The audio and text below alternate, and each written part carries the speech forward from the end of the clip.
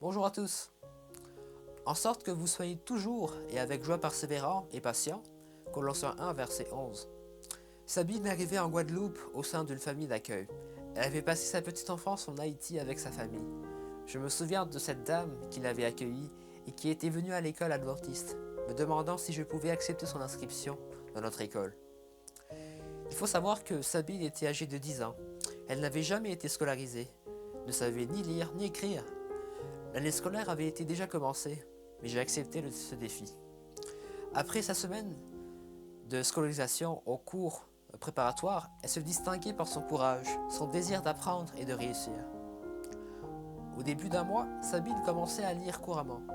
Elle comprenait toutes les consignes. De plus, elle s'était intégrée totalement dans sa classe et dans l'école. Les élèves lui avaient fait un tel accueil qu'on ne s'apercevait pas qu'elle venait d'arriver dans cette école. À la fin de la scolarité, à l'école adventiste, elle était une brillante élève. Les années ont passé et nous n'avons plus de nouvelles. Un jour, tandis que je faisais mes courses, mon regard a croisé celui d'une jeune femme. Elle n'avait guère changé. C'était Sabine.